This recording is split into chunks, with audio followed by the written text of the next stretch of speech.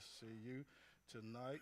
And if you would, if you can introduce some of the others that are here with you tonight. Like you said, my name is Dennis Hill. I've been a commissioner for going on 3 years now. My background is in law enforcement. I had 21 years as a state police officer with the Alcohol Beverage Control Board, and I've been working part-time with the Sheriff's Department since 2011. So I'm 66, got too many children. I've tried to pawn some off on Anthony, and he wouldn't take them.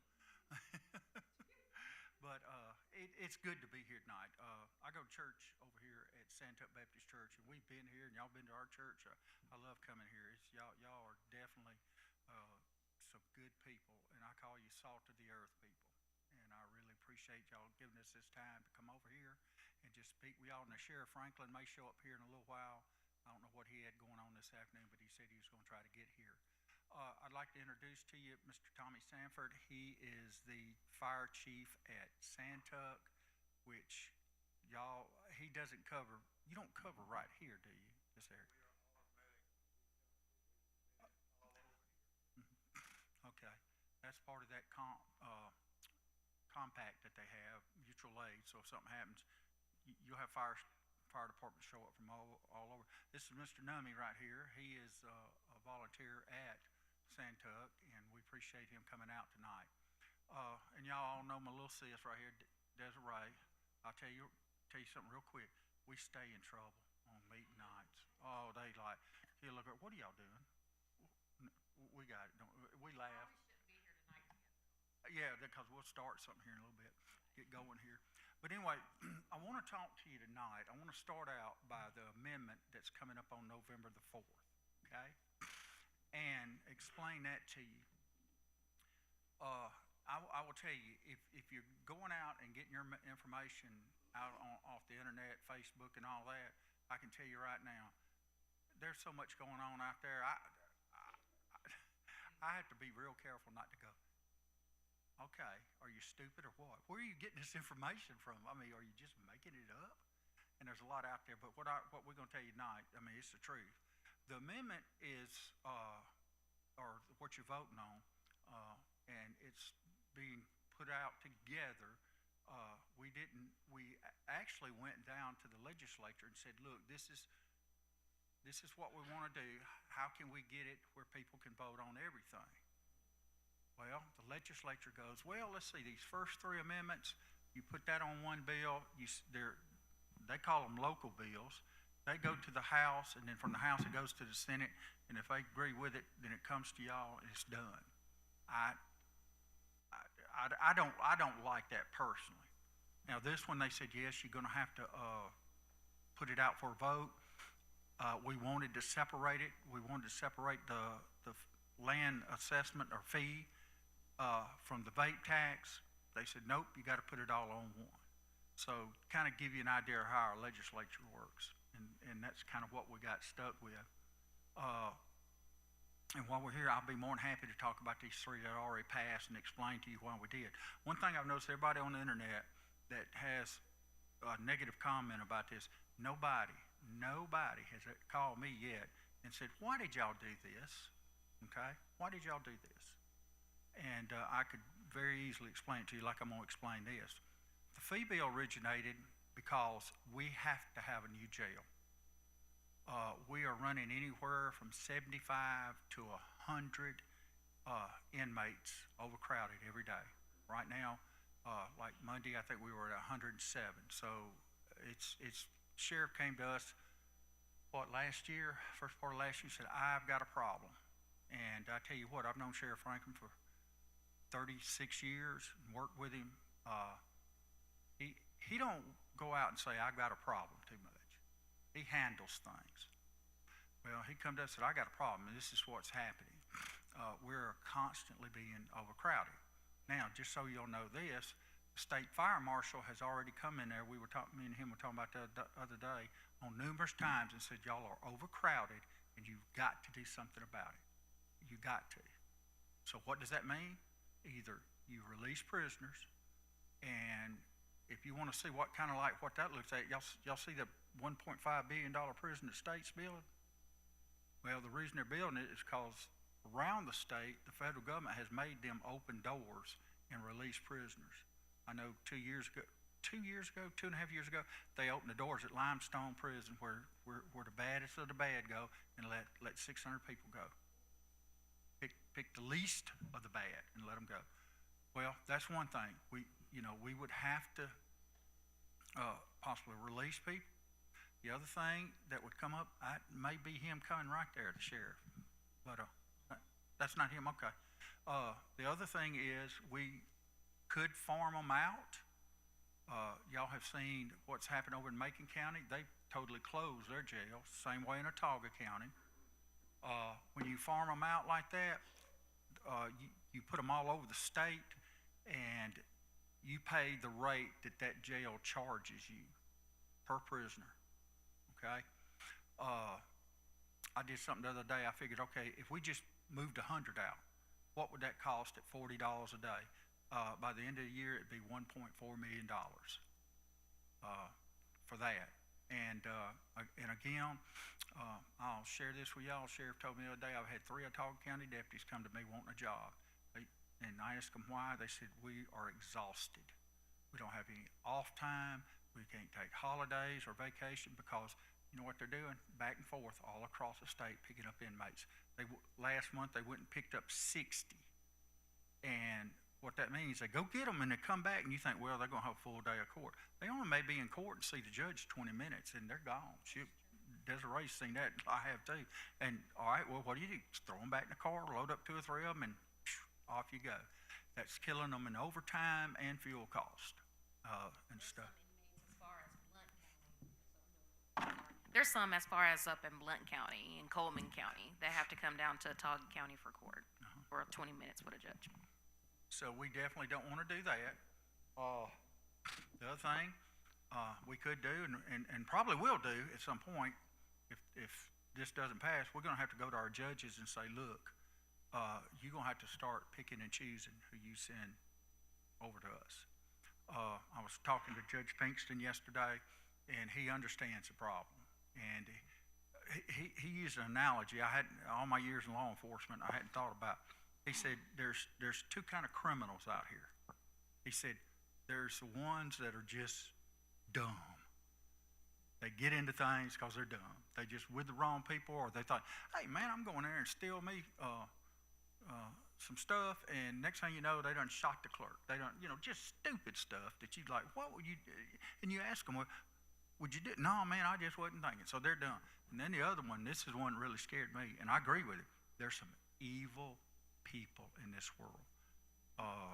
In my law enforcement career, I think of 2 times that I met people, and there's no doubt in my mind they were demon possessed. And I was scared to death dealing with them because I know what demons are like. I saw it in them, and I just had to pray, Lord, protect me. And Judge Pinkston said, that's the kind of people we got to have in jail. Well, he says, I've got a sentencing come up in 2 weeks, and I have no place to sentence and send anybody. He says, I have become a paper tiger, okay?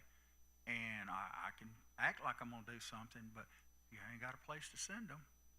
What do you do? And, like I said, we can't send them to Autauga. That's part of this circuit. Chilton County, their jail is busted at the seams, what I've been told.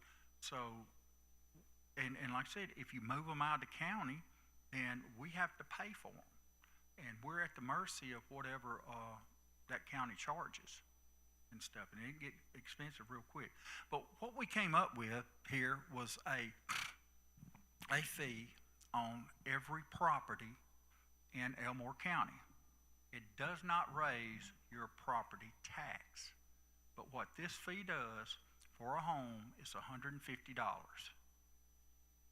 And I'll tell you that, and also say this, right now, unless something changes, we still got some stuff to work out on the drawings for the jail.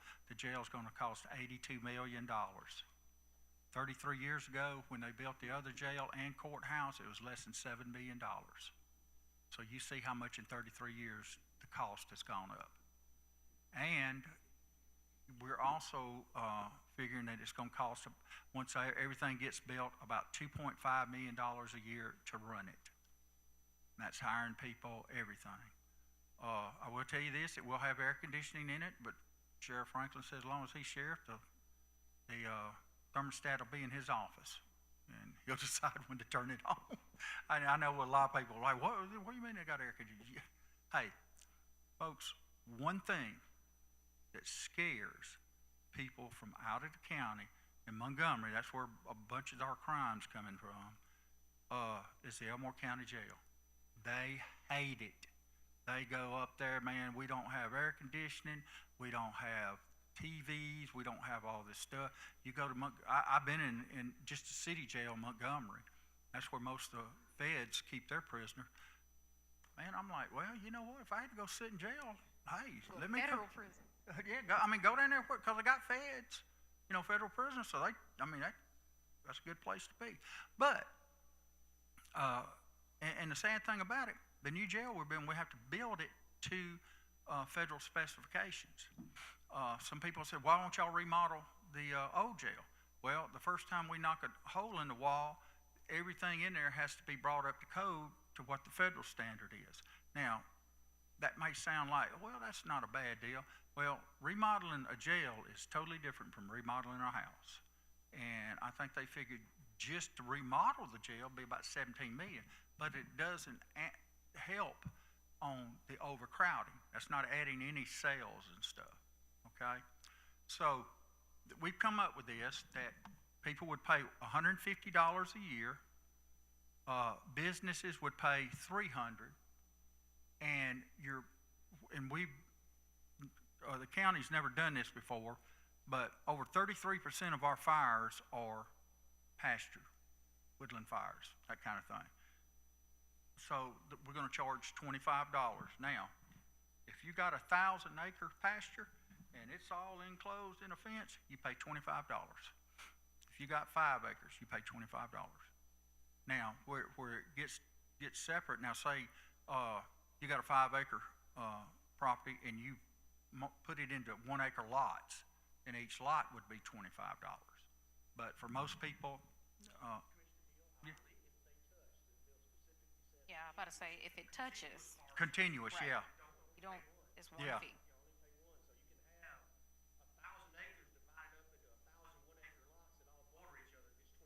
That's Yeah, correct. but if they put a house on it and start building, yeah, it becomes let me clarify that. You have a house on it and stuff.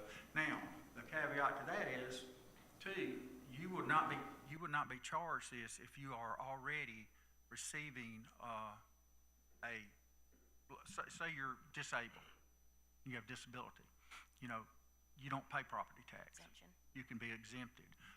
If you get old like I am, you can go every year, and like Carolyn, and we're getting old, you can go, y'all, I'm gonna pick on her all night, because she does me the same way.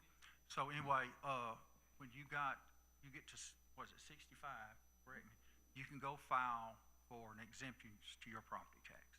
And I will definitely tell you to go do that. Also, if you've got a good bit of land, there is a thing called a current use exemption, based upon what you use your property for. If you've got a farm, you're raising timber and all that, you can go down file with that, and that knocks it down. But what our plans are, we're trying to also help our fire departments with this. And this has become very important. Before COVID, and I got this information from the chief at Redland, he ordered a fire truck, a little over $450,000. After COVID, he said if I had to order that same truck, it would cost me $750,000. Tallahassee, just a few months ago, ordered one a couple of years ago. They just got it in. It's $849,000. People we're talking to now that's looking at trucks, and they normally last 20 years. Is what we hope it lasts. But I know I talked to some folks in Wetumpka. They're looking at buying some new trucks, and theirs are $1 million. And you take, and I'm gonna let Tommy talk here real quick. You take that $50 fee that you have now, and then in a lot of the fire departments, they are able to, like I know Santuck helps with the parking at the flea market, and they get some money from the flea market. But the problem's beginning to happen there. Mr. Tommy can't find nobody want to work. These young guys, no man, I got something to do on Saturday, and it's one Saturday a month. So he's had to ask other fire departments, "Will y'all send somebody to help us park?" And that's a big thing. So Tommy, if you want to tell them about what you're doing, what you got.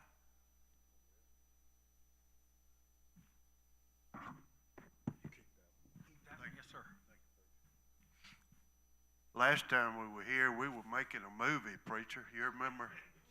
It was, I never got to see it. When we gonna show it? And I tell you, y'all, I've been volunteering for soon to be 55 years. I went to the first meeting at Santuck, and I still enjoy it. Except when we see things like we saw yesterday morning. Lady running down Highway 9, school bus is stopped, and there's 5 cars behind the bus, and this lady didn't stop. She never hit the brakes. And just think what could have happened if she'd have hit the bus. But she destroyed a Jeep. But Santuck has a ISO class rating of 4. That is a really good rating. Hopefully helps with the homeowner's insurance here in the area. We have 3 fire stations. We cover 36 square miles. We've already answered 140 calls this year. We don't just go to fires. We actually had 3 snake calls last year, snake in the house. The deputy was at our fire station, and I asked him, would he go help me with a call? He said, sure. What is it? I said, it's a snake in a lady's house. He said, preacher, can I say hell? He said, hell no. I ain't going on that. So if we have to do what everybody else won't do, and they mentioned a while ago, we get a fee bill every year where homeowners pay $50, and we get about $45,000. And after we pay our insurance, we got $32,000 to operate 3 fire stations, and that just don't work. It won't fit. As they told you a while ago, new fire truck, and when you say a new fire truck, that's just the truck. It don't come with no hose or nothing that you need. And I'm gonna skip over some of this stuff because I know we got a lot to talk about, but a firefighter that's going inside a burning house with an air pack, the radio, full turnout gear, it costs $19,000 for one person. And you can't go in a burning house without your air pack on. And they are over $10,000 and fixing to go up in January. So, you know, preacher, yours wouldn't fit me. You know, you gotta have, we have to have 15 air packs for Santuck. So some of the bigger departments have to have more. We've got, they said a while ago our trucks are supposed to last 20 years. We got 2 that's over 40 years. And, you know, the thing is that you cannot find parts to repair them, and if you do, you can't afford them. And ours all still going right now. And preacher, just say a prayer Sunday, we keep them rolling. Also, I wanted to say our extrication equipment, where we have to cut people out of cars or whatever, it is now $45,000, and it all fits in one little box. $45,000. I just wanted to say, we got so many people. We had 28 people at training last Thursday night. That is not true in every fire department, but I'm very proud of our people locally. We've got the people that give their time for free, and we need some funds to help our fire department as we respond to all kind of medical calls and fires. Thank you. And I just like to, did I turn it on? I just like to add in firefighters, and I know y'all have seen it on the accidents and scenes. Who do y'all usually see first when there's a wreck or something that happens? A lot of times it's a firefighter that you see first, because they get the call and then the ambulance comes and then they call the state troopers if you're in county lines, or the city police if you're in city lines. So to our fire department, we appreciate you guys a lot. And just to add and just to clarify a little bit more on what Dennis said, these are just assessments. So again, they do not raise every year. It's a one-time assessment once a year, $25 for land, and 100% of that goes to the fire department. For residential, that means if you have a house on it, it's $150, and then commercial, if you have a business, that's $300. And with those two costs, 85% goes to public health and safety. That's our jail and the law enforcement on that end, and 15% of that cost goes to our fire departments. So that's how that is all divided. Okay,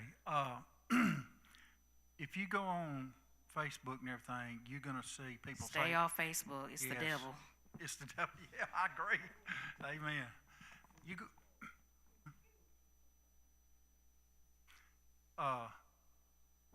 and you start seeing people post things. One of the things they post about this fee bill is it never ends.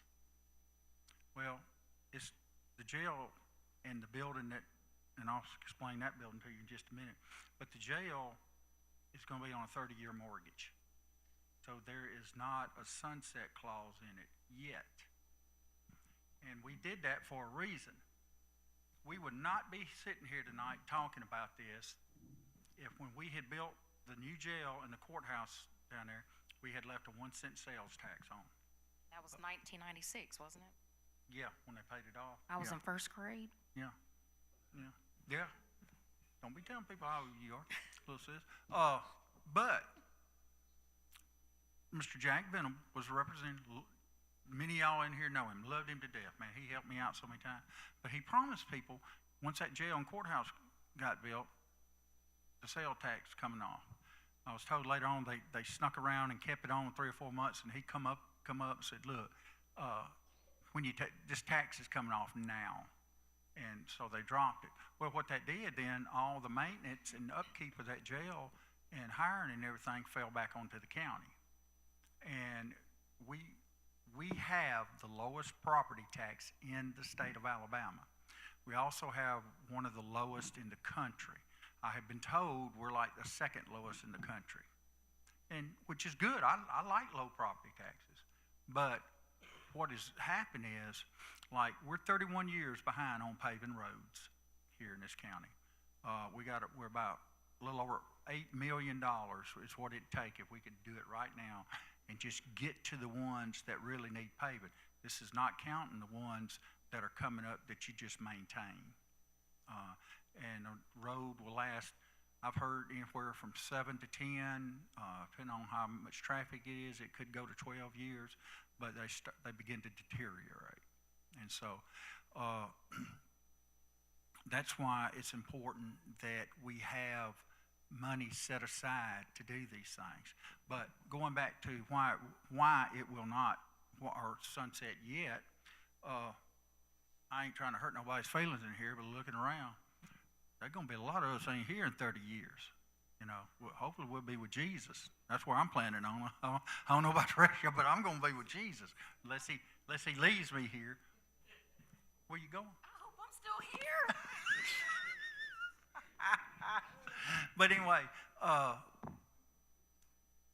that's going to be for a future generation to decide what they want to do. And I agree with my other fellow commissioners. I don't want them to walk in and go, okay, y'all took this off, and it's 5 years down the road, 6 years down the road. We've got to make these improvements. We got to do this. Why didn't y'all do something to help us have something, to be able to do it? Like I said, y'all seen just what the cost has come in 33 years. And folks, I was there tonight. We moved 68 prisoners in there. I looked around that jail, and I'm like, man, we'll never need a jail in Elmore County. It'll hold 242 people. And that's, like I said, that's been about 35 years from start to finish. And right now, we're at a population, now they tell us that we have a little over 92,000 people, but the sheriff and the probate judge and I have talked about it. It's kind of hard to explain. You got 92,000 people, but you got 60,000 registered voters. The numbers don't add up and are way out. We really figured that we've got about 102,000, 103,000 people, and y'all know census, they're not accurate. I can tell you if I was taking one, there's a big dog on the porch. All right, let's see how many bites. I'm not going to go up and kick on that door and get that dog biting me. And that's reality. Okay, that's just reality stuff. I wouldn't go to Brother Arthur's house because I know he kept his gun. I ain't going to wake him up in the middle of the morning. But anyway, what's important about this is, like I said, you read about and they make it seem like that we're taking this money and we're misspending it now and using it on pet things. That's not true. Like I said, if one of them would just ask us, and well, I say one of them, I'm surprised that some of the people that's against this is not here tonight, because we got a group that'll follow us around and they just take notes and what we say and everything. But anyway, long story short, again, the reason we did not do this is going to be a priority for a future generation to decide what they want to do, okay? And at least we, and I ain't talking about just the commissioners, but y'all too, our children and grandchildren will be able to have something at least to start with, okay? Like I said, just say we're 102,000. It's took us 35 years to get here. 30 years. I mean, we may be bigger than county-wise in size of Montgomery or bigger.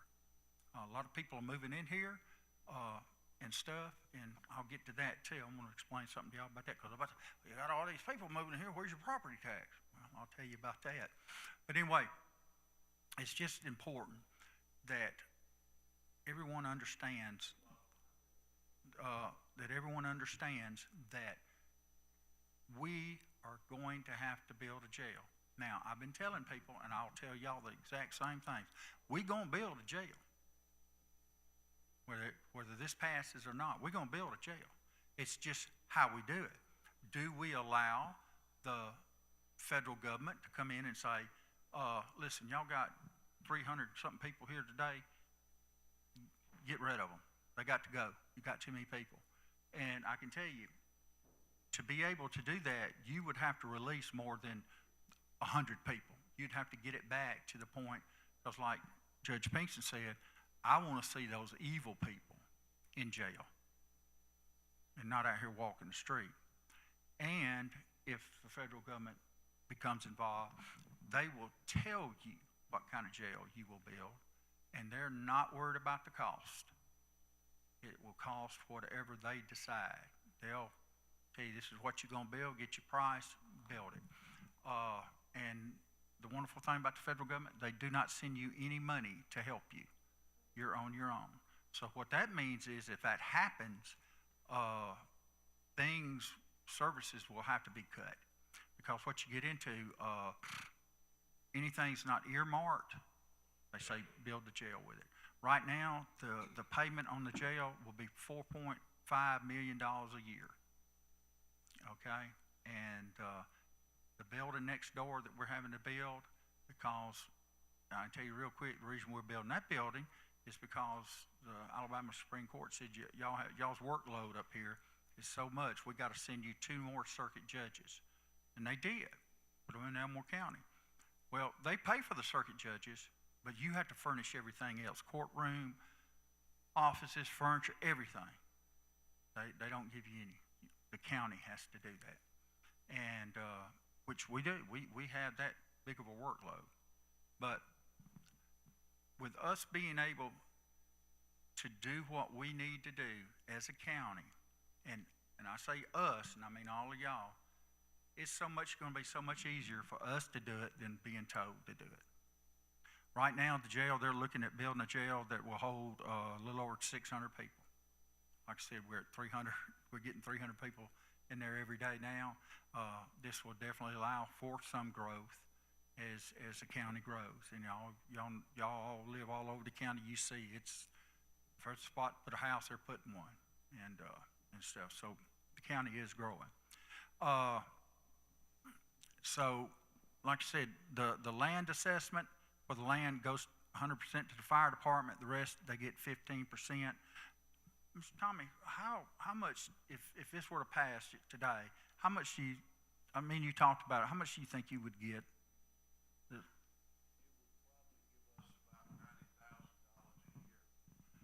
More total. We still working on the funds we got 20 years ago. I don't think there's many people that would work if they hadn't had a raise in 20 years. We're working for free. Mm-hmm. We just can't buy equipment. Yeah. So. I've done a little figuring. If Elmore County had to pay one person at the 15 fire departments that don't have a municipality to help them, it costs $131,000 a year to put one person in a fire station. Let me run this tobacco and vape excise tax by you. The state has they have now put a tax on vape products, but it's, from the way I understand it, it's like if I go in there and I buy some cigarettes or vape products or so, it's on the consumer. This will be on the wholesaler. It's a 4.5% excise tax. We're hoping, and again, all this is estimates, that $960,000 of it per year will come in. Again, we're going to invest 70% in that in public health and safety, and then 30% go into county fire services. And when you hear 4.5, that's 4 pennies. That's 4.5 pennies. Yeah, When you 4.5 break it down, pennies. 4.5 pennies on sales of tobacco and vape. So, like I said, the county fire service get 30. The rest of it is going to go to, once that jail get built. 3 college degrees, I still can't talk. Once the jail gets built, that will go towards running it. Like I said, when it's completely finished, we're looking at $2.5 million to run it. Real quick side note about that, we are having the hardest time keeping correctional officers. A lot of young people come in there and think, oh man, this is no big deal. Well, when you go in there and you got people all day long willing to hurt you and throw feces at you and urine and cuss you and want to fight you, a lot of young people go, this ain't the life for me. We've actually had people come into the jail and not make it 4 hours or 8 hours in a 10-hour shift to a 12-hour shift. They just walk out. I can't do it.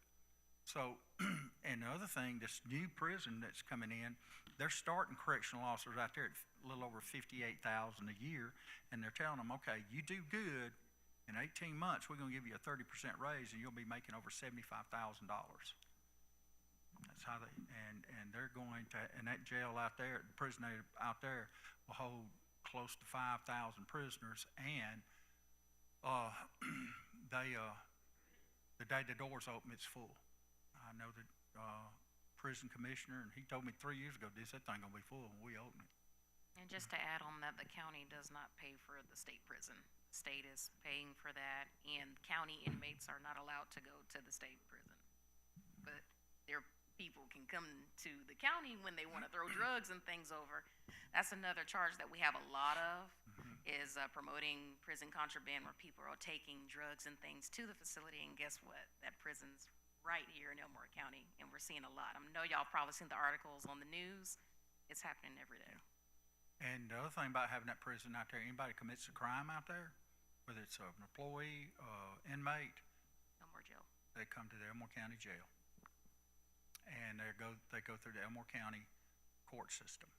Now, if they have the money and can bail out, make a bail, they go back to the prison. If they don't, they sit in our jail until their court day, until they're adjudicated one way or the other. A lot of people don't know that. Like I said, it still amazes me where every once in a while we'll go in there, there's 3 or 4 state inmates, you go, hey man, why are they here? Well, man, they had drugs in the prison. They were, they had contraband on them, so, and they can't make bail. They ain't got no money, so they sit with us. And, That means we feed them, we clothe them, we take them if they have medical problems. Guys, this is the truth. I transported a guy 3 times over to Ottawa County to see a dentist, and he was he was a state inmate. They sent back so he could go to the dentist. It took him 3 times. When he left jail, all his dental work was done. You know. The sheriff said that the other night. He says everybody comes to jail, and that's when they want to get their health and dental things fixed. Yeah, sure County do. pays for it. You know, it sounds silly. Also, the problem we're having in the jail too. This is the only thing you can do.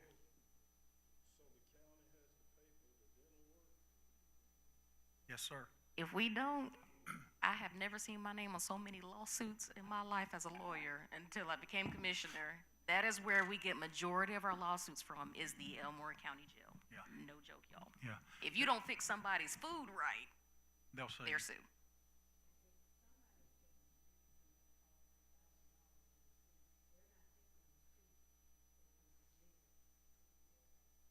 Yes. Yeah.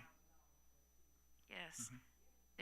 I know there was that really big case where it was that sex case and he had cancer and he didn't need to be out on the street because he was going around churches and doing stuff. And I believe it was my brother's case. And so they had to expedite it to try to go ahead and get him out because I think it was costing the jail like maybe $20,000 a month for his medical just to have him in there. Because if he passes away in the jail, then we're gonna pay for that. Yeah. That's a lawsuit.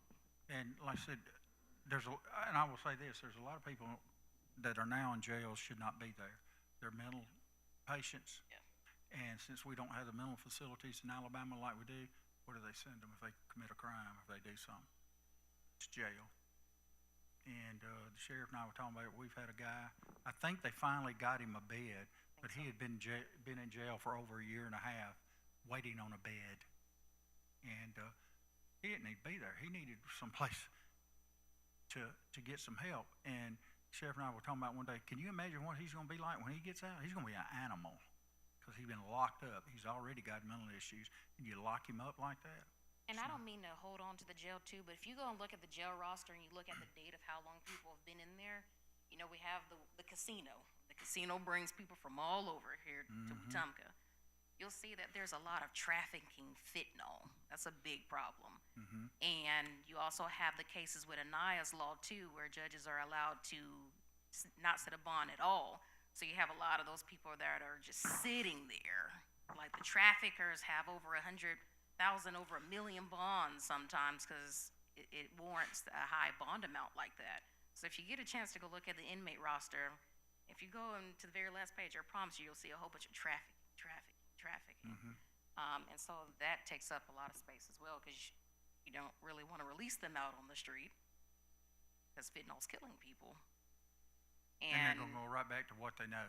Right, and then Department of Forensic Sciences is behind, so the DA's office is trying to prosecute as quick as they can, but they don't get toxicology back, so you have to wait on them before the case can move forward, so everything's kind of like at a standstill. But they got to stay somewhere so they're not, a danger to the community, and so they sit in jail. So like I said, with the vape tax assessment, like I said 70% is going to public health and safety, and then 30% into county fire services. We're going to help the firemen some more. Guys, let me tell you something. To a police officer, you know what the greatest sound in the world is? When you hear that fire truck or that ambulance coming, and you're there by yourself trying to save somebody's life or get somebody out of a car or keep somebody from getting hurt more. Man, thank God they're coming, because they have the tools and the knowledge that I don't have. I mean, I can do basic first aid, but life-saving stuff, they've got the tools and they know how to use them. And that's a very good thing. Now, real quick, I'm going to run over the other 3 measures. If y'all are okay, if y'all need to take a break or anything, please let me know. Questions on those assessments before we... Yeah, if y'all have any questions on the assessment, yeah, let's do that before we get too far ahead.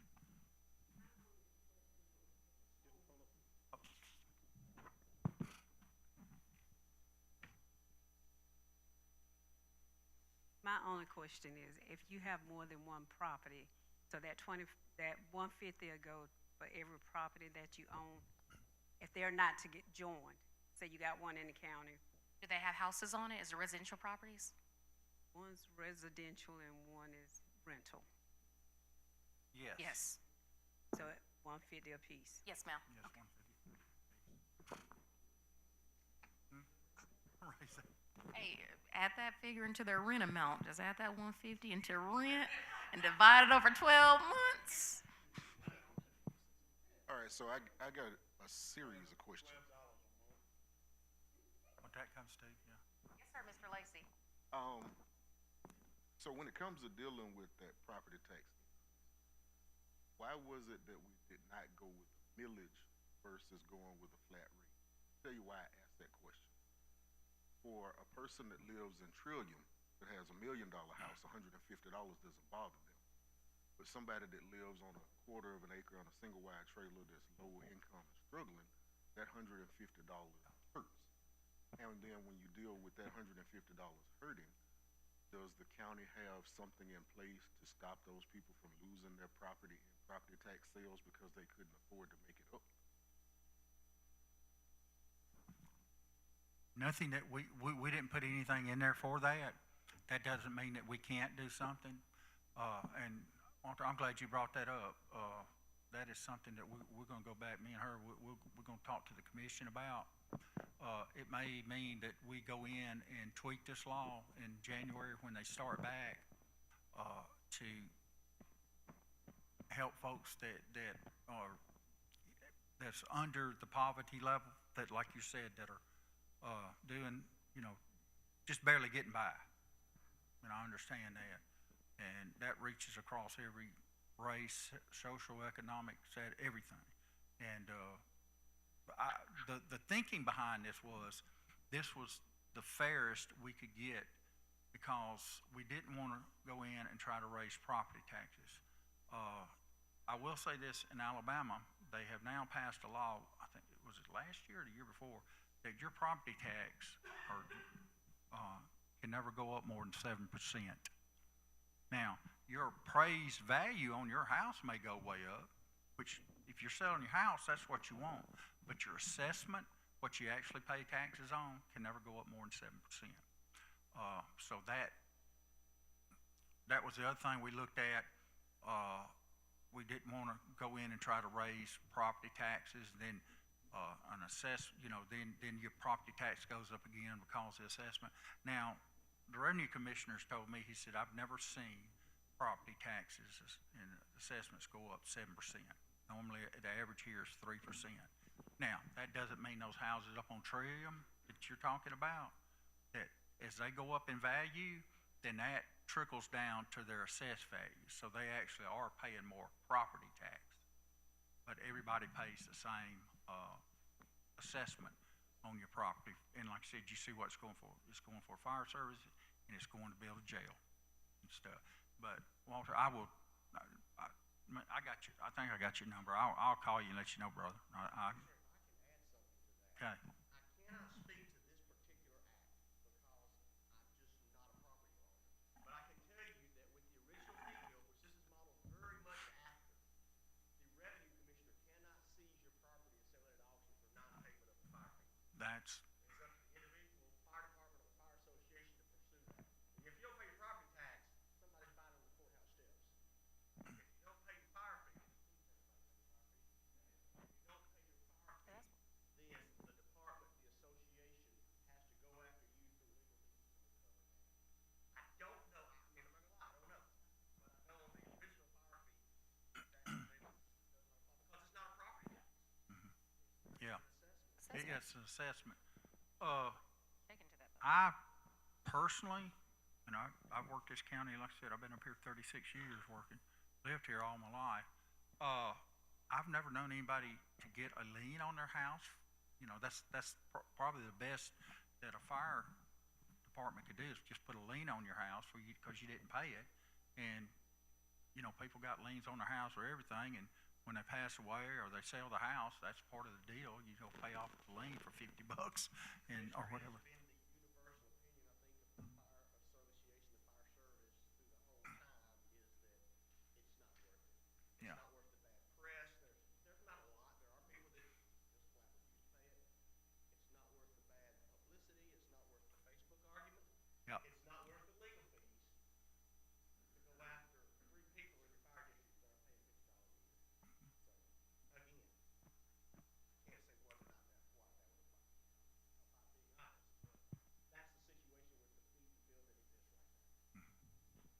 And the second question about auto tag assessment. So it says that it's $25 from the beginning, then it increases by $1 each year. We ain't you're got there talking about yet. Tire fee, I was okay. like, yeah, we were taking questions on the assessment. And then I'll and then come we're back, gonna talk I'll about it. explain that to you. Okay. Any more questions on the assessment? Millage? On a millage. Millage? Well, your property is taxed on a millage system. 1 mil equals, it's like a dime, but it's not a dime, a penny.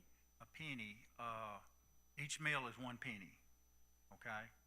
So if you've got a millage rate, and I'd have to go back and look what ours is, say 10 mils, you pay 10 cents per, and ma'am, they have a formula to figure out what, they multiply that 10% by the value of your house, but they break it down.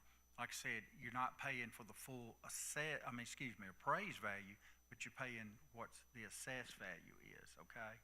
And I guess we should have brought We the should have brought revenue the revenue commissioner. Because, folks, I've worried him to death about this stuff, and some of it is, literally, you gotta have an accounting degree to understand it. You got to be doing that.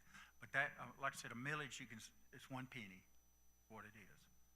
And like I said, we have the lowest tax. The value of your property and that 1 penny. Yeah. I'm sure if Lee Macon was here, he could explain it like butter. Yeah. Yeah. All right. So last question about the home home assessment. Yeah. I'll come back for the rest of it. So since there is not a plan to sunset it, knowing that we're doing, and mind you, I am probably the most behind public safety, making sure that we get what we need taken care of for public safety in the county. But if there's not a window set to sunset this, what is there to stop the next commission from down the road just saying, hey, we'll never sunset it. This assessment continues, to the end of time. Again, I'm concerned about those elderly or those low income among us that can't afford it long term. Well, we can't control who's going to take over once we're finishing these positions, but of course, that's what our citizens are for. You reach out to your county commissioner and say, hey, what is the update? Has this been paid off? This was brought up in 2025. Can we get a sunset on it? They'll tell you how far the county has gone along with it, and then they can always bring it back to the legislator to have that amendment done. And that's the thing, y'all control that. And this is just, I guess, it may make it easier to sell it to the citizens if they know that, hey, my property tax is going to increase for X amount of years, but I've got something to look down the road to know that it's going to end. Mr. Lacy, I'll tell you this, it's not your property tax. This is a fee of $150 a year. It will not go up unless, I know it ain't going up while we're there. Because that's the pledge we made. Now, 30 years down the road, 25 when we're not here, and the commission may try it, but that's why it's so important for the people to pay attention to what's going on. We have a website, we have a Facebook page, we post our agenda before the meeting. We have a recap after that's up by noon the next day. You've got to be involved. I know you are. I've known you, 15, 20 years. I know you're involved in your community. And that's important for you to be involved and know what's going on. If you don't, then like I said, you may have a commission come in here and say, hey, man, we want to, and like I said, you don't know what it's going to be like in 30 years. Hey, we need to build new roads into subdivision. We need to do this. We need to do that. And that's what it's going to take, is people being involved and going on. Yes, sir. First thing, did I get you, Mr. Lacy? Okay, brother. I don't understand this 150. The 150, from my understanding, is the additional fee that will be charged for residential. However, there is an existing fee already. And the chart that you have in the book that you have there, it messes me up. It shows 150. Then it shows the combined at 200. But if you take that 1667 at 12 months, that's more than 200. Where is What- the? All right, I'm missing something. What'd you just say? Look at the chart. Okay. There's no page number. Where you have the historical and new No. itemized with monthly. Yeah, cost. No, Maze, it's 1667 if you divide it into 12. So 200 divided by 12 is. no, but the 150, Uh-huh. that's new money. Yes, sir, because you're already paying a $50 fee to the fire department right now. The 150 is an additional, so it'd be a total of 200. So if you divide that by 12, that'd be $16.67.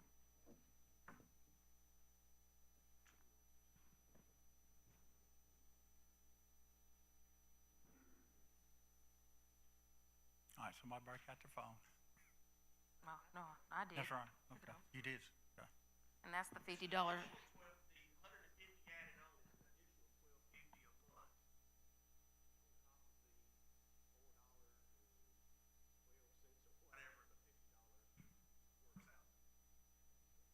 $4 or $12 works out. $4.16, what y'all are getting now a month.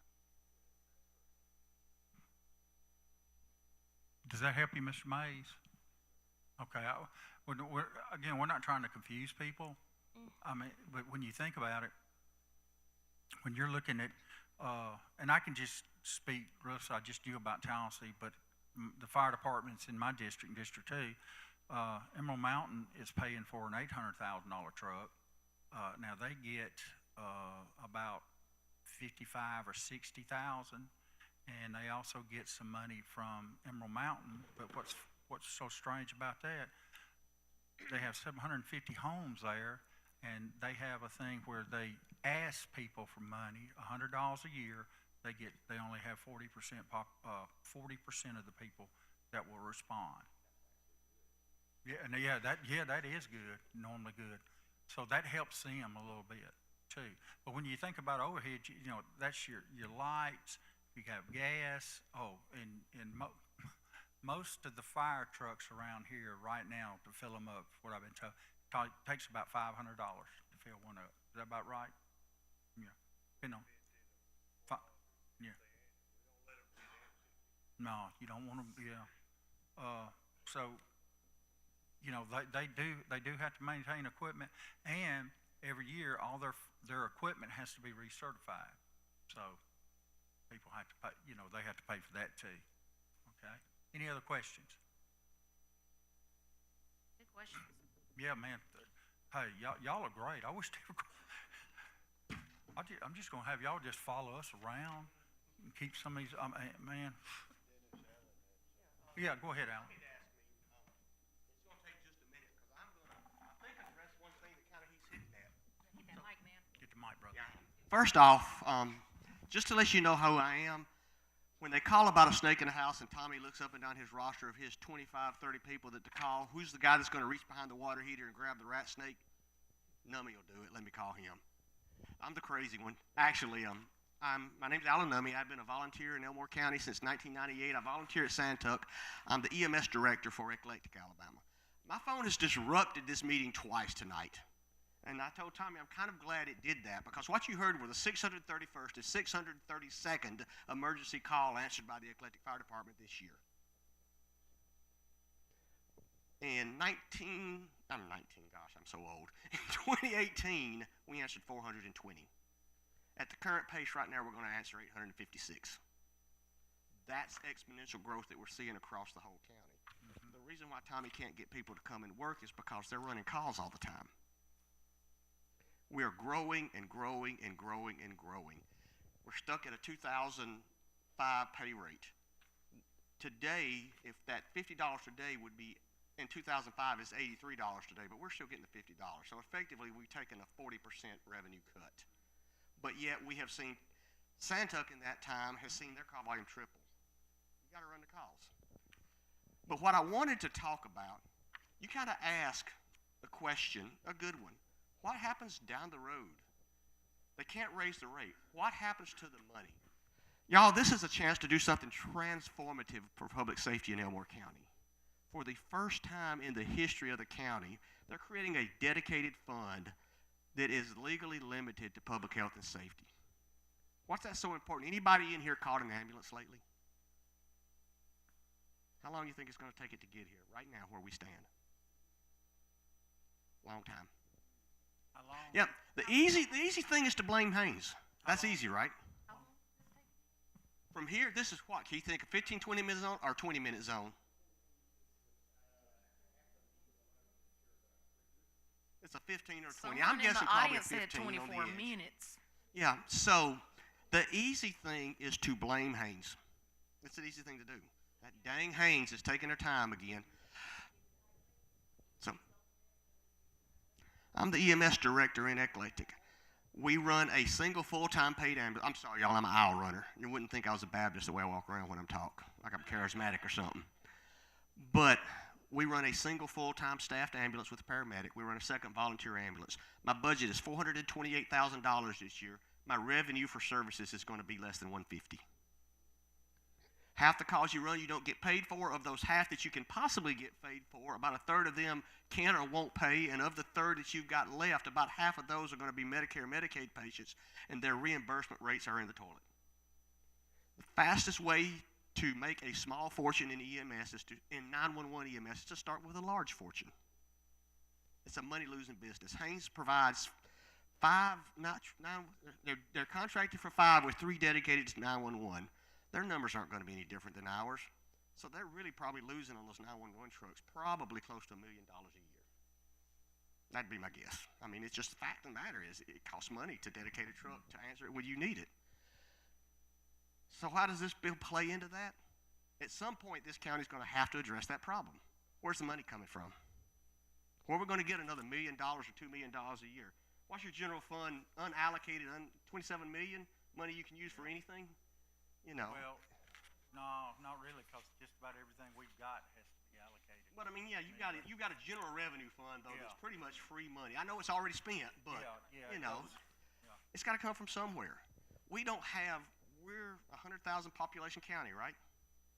If you have a heart attack or a stroke, or you need major surgery for trauma, or you've got a significantly broken limb, you can't get it fixed in this county.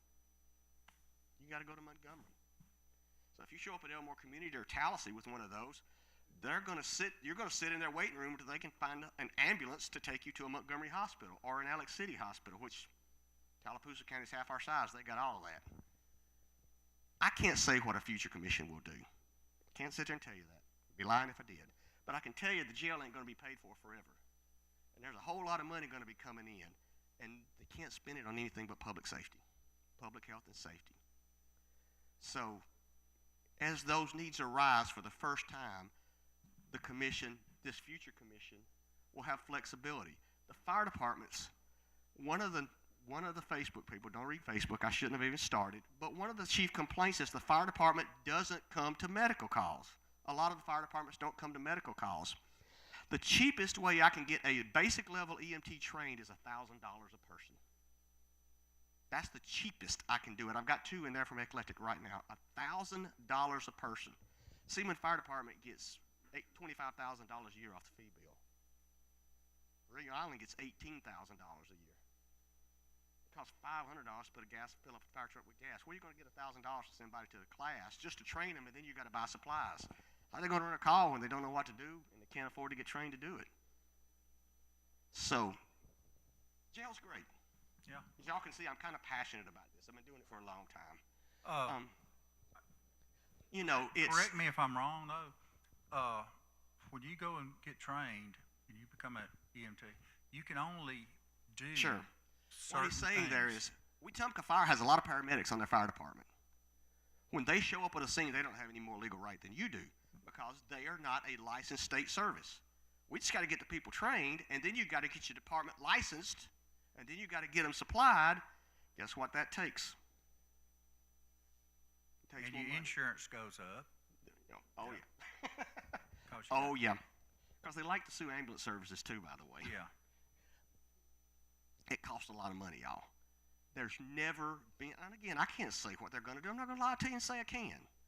But I can tell you that there's going to be a pot of money out there that at least for the first time, a future commission can't say, and I'm just going to hit on some of the points the Facebook people are really mad about. The future commission can't say, I want a new football field in the Eclectic, I'm going to use this money for that. They can't say, we're going to put some more softball fields in Millbrook, let's use this money for that. This money is public safety money. It's right there, the first freaking public, what is it, enhanced Elmore fund, a fund for public health and safety. That's what it says. It's like the second, third line in the freaking law. It's a chance to change us for generations in that realm. That's that act about Real money this. that can make a real difference. So that's my spiel. Sorry, Thank I'm you. running off at the mouth. No, you good.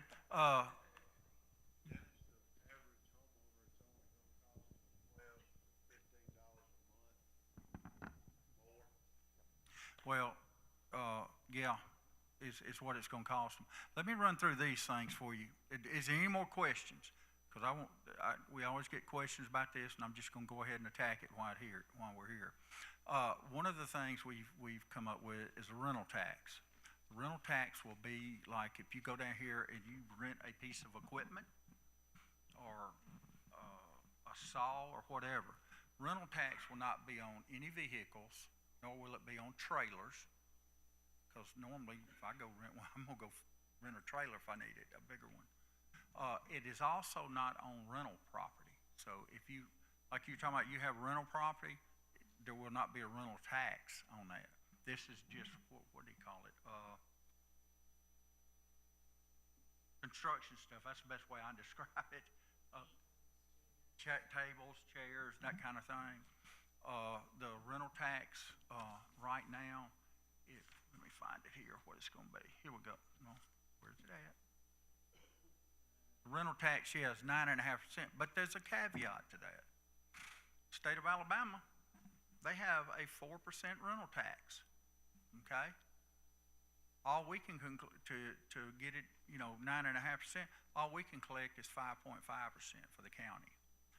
You go to Wetumpka, all we can, and that's where most people probably rent things around here, because I don't know any other place but Wetumpka. 2.5% extra. And remember, 2.5% is 2.5 pennies. You go to Eclectic in City of Tallahassee, it's not but 1.5 cents. And I guess the most expensive one would be Deatsville and the unincorporated areas of Elmore County. Now, I will say this for the town of Deatsville, they have 3 businesses. They have a Dollar General, they have a little gas station, convenience store, and they have, Whitworth Farms. They sell farm equipment. When you look at them, and then you look at like the town, like I said, town of Eclectic and City of Tallahassee, 1.5. Elmore, it will be 5.5% there because they do not have a rental tax. But here's the thing about it. If they come up with a rental tax and whatever it is, we'd have to cut our tax. So, town of Casada, 1.5 cents. So, when you think about pennies, and that's what you're looking at, some people think, oh my God, it's going up 5.5%. Well, that's a percentage, but actually it's 5.5 cents. So, on the dollar, yes, on the dollar and stuff. So, what if you go rent something for $50? What's that? It's $2.50, maybe $30, $25. Pull out my calculator. Yeah, pull out your calculator. I did not do very good in math in school. We're gonna do $30. If you, how much is that? How much are you renting? Yeah.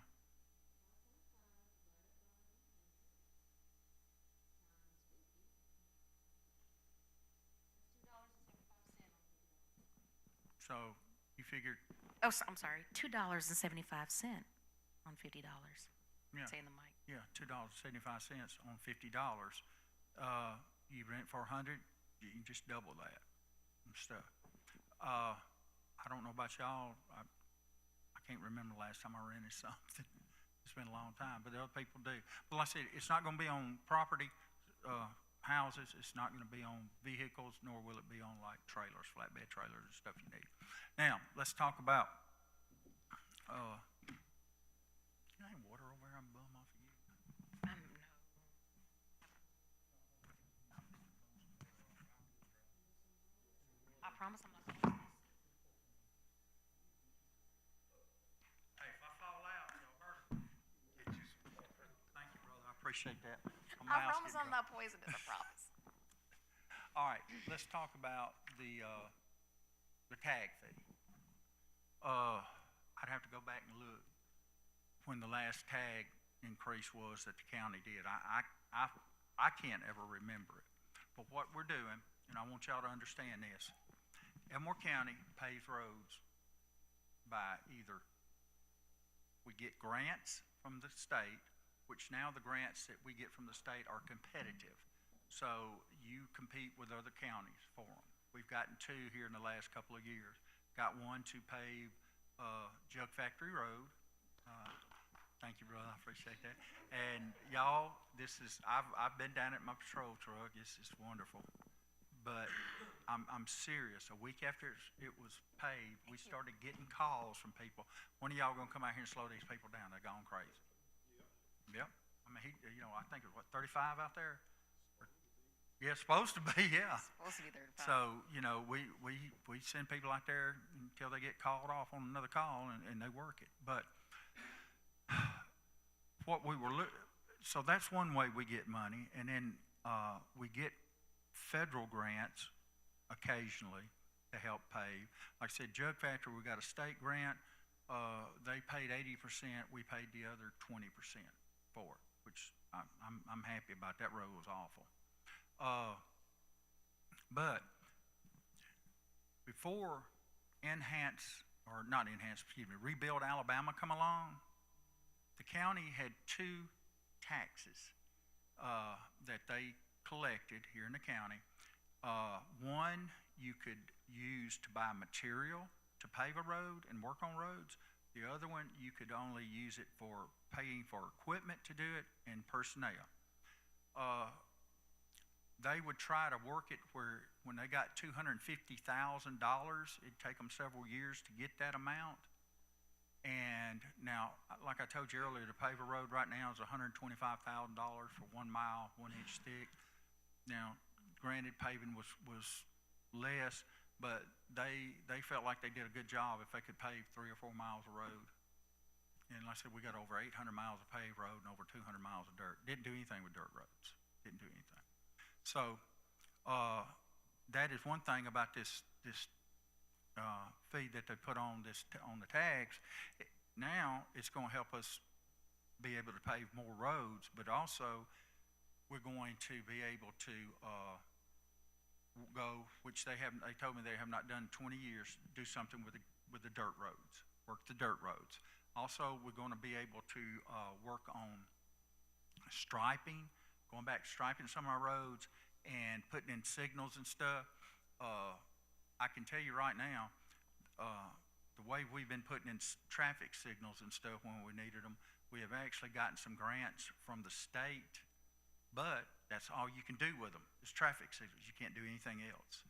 And so we got that, and we get, every once in a while we get a state grant, maybe if we need to put a turn lane in to help with that. But again, those are competitive. They're not like they used to be. They told me, I was talking to Luke McGinney today when he was, he's an engineer. He said, yeah, we used to could go apply for a state grant. You got it. Now, you're competing with the other 66 counties in the state to get it.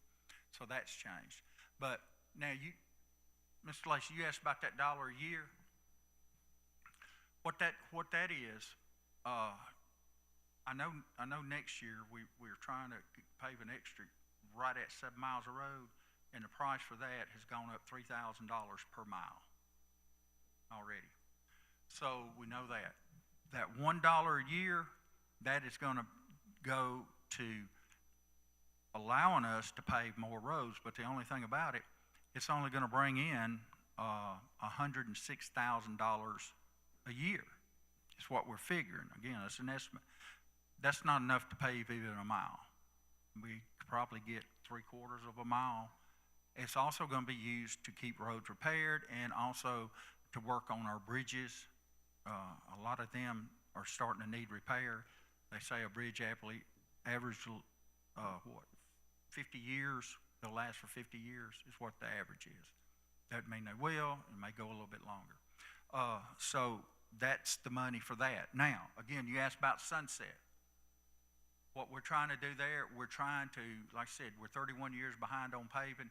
We're doing our best to try to catch up. And at some point, there'll be a county commission coming here, and they're going to look and say, hey, man, we're in good shape. We can, and the citizens go, hey, let's take this $1 a year off.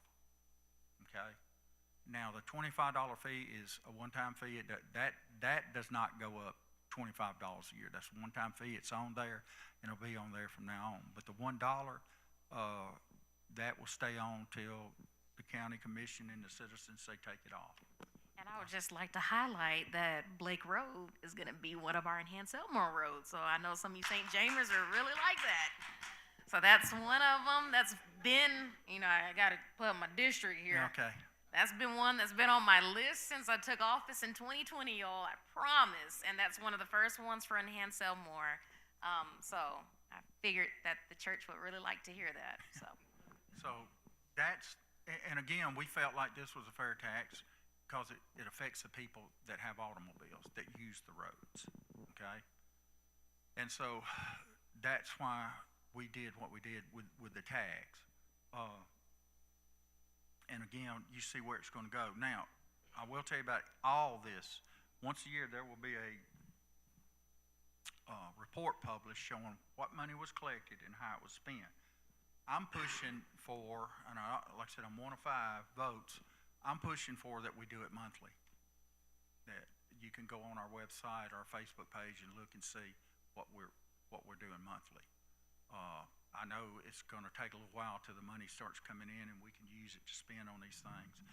So that's, but that's at least once a year you're going to get a report. You can look at it, you're going to know.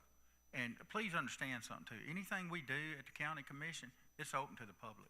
You can call if you need a record. You want to see what we're doing? Come on. And just like the jail down there, Sheriff Franklin had been able to get here tonight. He'd tell you real quick, come on down to the jail. Let me show you. He said, I'll take anybody for a tour in there and let them see that jail and the condition it's in. Sir? Is that in your district? No, it's not mine. Mount St. Road? No, there's 2. That's District 2? You got Mount Zion that runs from Santuck from Central Plank Road over to West Central, and you got Mount Zion in Eclectic. Do you know who your county commissioner is? We need to educate you on that. But I'll check into it, but I know it doesn't fall within District 5, but we'll check into it. Yeah, probably. You've called your commissioner a couple of times? It was a man? Well, Desiree.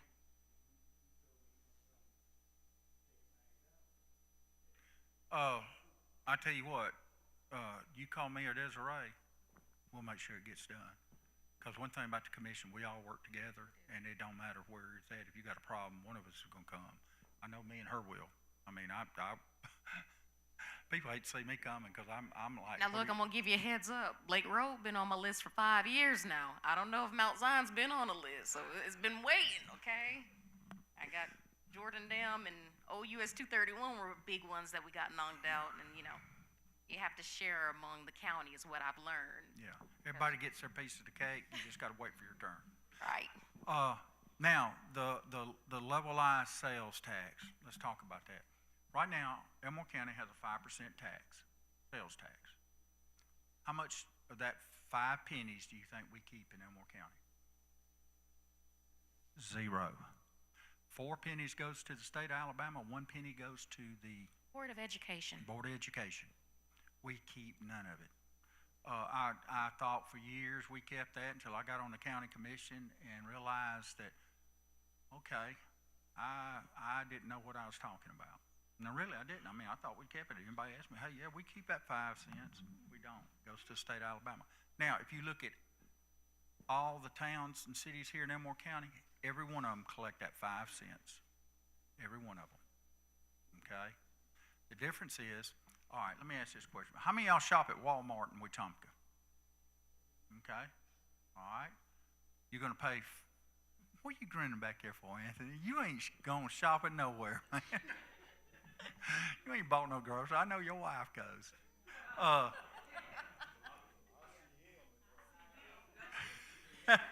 So But, Walmart is in city limits of Wetumpka, right? Mm-hmm. So y'all look at y'all little charty chart. Everybody got one of these? Yeah. It's after this letter thing. I know we should have had them page numbered, but it's the very first levelized county sales tax one that you get to. So for the breakdown, if you go shopping at the city of Wetumpka Walmart, the state of Alabama is going to get their 4%. Board of Education gets their 1%, and believe it or not, the city of Wetumpka taxes you at 4%.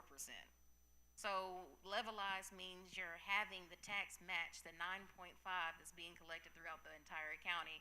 So enhanced Elmore for the county commission only adds half a penny when you go shopping at Walmart. Mm-hmm. Or anywhere in the city limits of Wetumpka. But if you look at town of Casada has you maxed out at 10%. They have the 4% to the state, 1% to the Board of Education. The town of Casada said, we're getting all that 5% tax. And so Elmore County Commission gets no tax in Casada. So there's no change there. Because there wouldn't be an addition to be added to that because you're not gonna go above the 9.5. You understand that? Matter of fact. Commissioner, I'm Yes. sorry. I don't mean to interrupt. Just to be clear on that, though, groceries are exempt. That's Yes, correct. So when you're shopping at Walmart, if you're buying groceries or anywhere, Thanks, Keith. that percentage is not included, okay? This sales tax does not include Doggone. groceries and Okay. some other, there are some other things. So I'm sorry, I just wanted to make sure that Thank was you, clear. Keith. So no food, and this does not tax your gasoline. Or diesel fuel. No gas or diesel. Yeah, so that's, and if you go on Facebook, they talk about this, well, they give you half a truth. Man, they put the 4.5% on us, that's gonna be, and yeah, but you gotta go look at the whole thing, exactly how much the county will actually get. Like I said, people still think we get the whole 5% of the other, well, we don't. And that's why the county has struggled for so long. We've never had a sales tax. And even now, we have to cut it based upon what the cities are. I will tell you this, Mayor here in Wetumpka, Mayor Willis told me a few weeks ago, he come up to me, if y'all go in the must stop, we're down there all the time, me and the sheriff and a bunch of us. He said, well, man, I tell you what, we know y'all need the money, so we're not gonna raise our sales tax. You know how easy it ain't to raise their sales tax? They can have a meeting tonight, we're gonna raise our sales tax 1%. 2 weeks from now, they read it again, vote on it, it's done. We, the county, if we have to want to raise this like we did, you got to jump through so many hoops. It all has to go to the legislature. We have no home rule. I do not want home rule. I'll tell you that right now. I think people ought to be able to do what they want with their property. I said, does everybody know what home rule is? That's like if we had home rule, we would say you can't burn trash on your property, or you have to have your grass cut to this height. You know, like you have in city limits, and Councilwoman Tucker probably can speak to it because she's our city rep. But, you know, that's a whole reason why people move out to the county. You want to have the freedom to do what you want to do with your property. But that's the home rule. So, I don't think, well, I know none of the commissioners are for that. Now, I will not sit here and tell you that in the future at some time, 20 years from now, 30 years from now, because we're getting all the folks that are moving up from the city, they expect to have the conveniences they have in the city, okay? You know, I'm fixing to fence in an acre and a half, and I'm putting me some horses on it and cow. I don't want nobody to tell me you can't put your horses out there. They make too much noise, or sheep. I mean, that's why I'm up here. That's why I've lived in the country all my life, to do what I want to do. And if I want my grass to grow, I'll just let it grow, you know. Dennis, please cut your grass. I cut my grass every week. Yes, sir.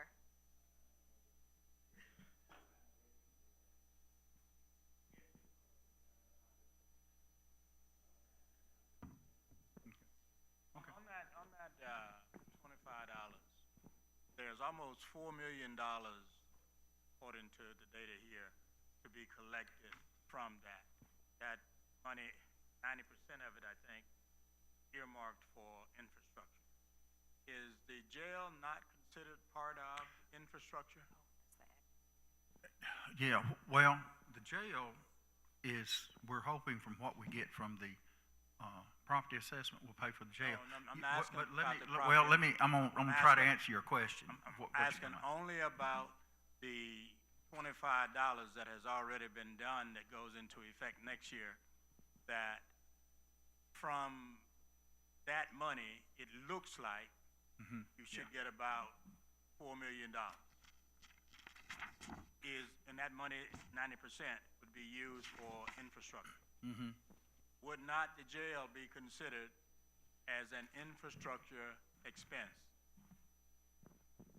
Potentially, yes, but what we have going on right now is the administrative building. Have you been by the courthouse right now? Mhm. So that is initially what that money is going to, that's being built right now to pay off the bonds for that. Yeah. But of course, that's $4 million when you have a jail that's gonna cost 82 million.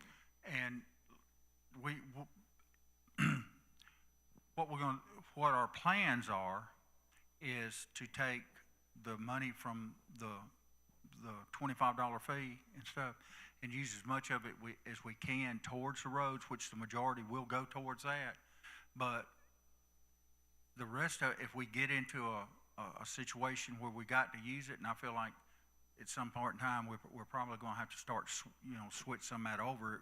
We've got some flexibility there, but I will talk about this, when we talk about building roads and stuff, it's kind of confusing, because when we talk about building roads, when we talk about material, manpower stuff, you start looking at equipment. I was talking to the engineer today. He said he could remember when he could buy a motor grader just a few years ago for $130,000, and so now they're $225,000. Same way, trucks, everything, gravel, rock, everything has gone crazy. I don't know what happened during COVID, but it just drove everything up. But we're trying to make sure that we have a little money that if we need to move it around. I'll tell you right now, we keep $1 million in reserve. And what it's for is if a tornado comes through and tears up just say the highway department, which we got to have a highway department, because when the trees are down and all that stuff, we got to go cut them. So, and she can tell you, she's dispatched a lot of them. But anytime something like that happens, it may take months before you get insurance money to start. So we got a little in reserve to help us get through that, which if you don't, and please excuse me, if you don't have money in reserve, you are stupid. I mean, you just don't know. I mean, look at the tornado that come through a couple of years ago to Wetumpka and everything. I mean, that was something, and it could happen again. Just like some of these little snowstorms and ice storms we have, and the stuff that it tears up. So we do have some money set aside, but you're right. We can, if we need to move some of that money, but I can tell you, these are estimates, so it may be a little bit more, may be a little bit higher. But like I said, with the increase in materials, and like I said, when we talk about paving roads, that's everything. And, keeping roads up. We got 200 miles of dirt road. Like I said, nothing's been done to it in 20 years. And we're trying to start working that, because there's dirt roads everywhere around here. I mean, and we're not like Autauga County, where I think they've got more dirt roads than they have paved roads. Also, part of this tax, this levelized sales tax, is to help pay off that judicial building. Now, how that works, we have to build a building first, because we got to move the clerk's office out.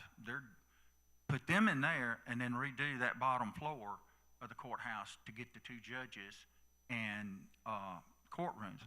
I'm just afraid of if we do this and the load keeps increasing, and say 6 or 7 years down the road, what are we going to do? Well, I'm going to vote we'll just bring them back down here to the old courthouse, and we'll have it here. But right now, I don't know if many of y'all know the last judge. Judge Thornton? No, the other one. Britt? Which one are you talking Circuit judge. about? No, the other one just come in. Calhoun. Yeah, D.D. Calhoun. Yeah, man. Hey, y'all, I'm getting old. I can't remember. I'm gonna go get me some of that Prevagen. But I. Do I hear amen over there? But anyway, I've gotten to know D.D. real well, and I'm always kidding with her. And I asked her one day not too long ago, "Hey, where's your office at?" And she never missed a beat. In my car. She said, "That's where I work out of. I work out of my car, or wherever I can find to sit down." So you know, I won't say that we won't ever have to go back and redress courtrooms again. Now, the courtroom that's been up there, the house, has lasted 35 years, but again, it's getting very crowded up there. And I can give, for example, y'all know I do law, and Ms. Frost can probably speak to it too. So some Mondays you'll have 2 circuit judges there with criminal dockets. Let's say you have Judge Booth and Judge Baxley both doing criminal court. Well, you have your jury members are going to sit in the biggest courtroom, which is courtroom 1. And then the 2 of them, you're going to have Judge Booth in courtroom 2 working with defense attorneys and her prosecutors to work cases out. And then in courtroom 3, you're going to have Judge Baxley and her defense attorneys and prosecutors to work things out. Then you'll have courtroom 4, where you may have Judge Goggins, who has to do a 72-hour hearing on some sex criminals who are trafficking our children, you know, and he has to have that hearing. But then meanwhile, you have Judge Baxley that needs to do an emergency hearing because there's an dependent child. Well, we ran out of courtrooms then. And then we have referees, and not to mention you may have Judge Pinkston that may have to do a hearing because of election fraud, and he has to do it on this day, this time. And so you have all these judges, and there's no space. And I left out Judge Calhoun with her DR docket. So, you know, it's needed. And then we have a 5th one coming after the election next year. Yeah. So there will be a total of 5 circuit judges and 2 district judges. You have referees. Am I missing anything else? Well, you got district, circuit, your referees. Yeah, I think you got everything. Yeah. I mean, one thing too about this levelized county sales tax, it will not apply to farm equipment and machinery. So if you farm and you buy any kind of equipment or machinery, it's not subject to it.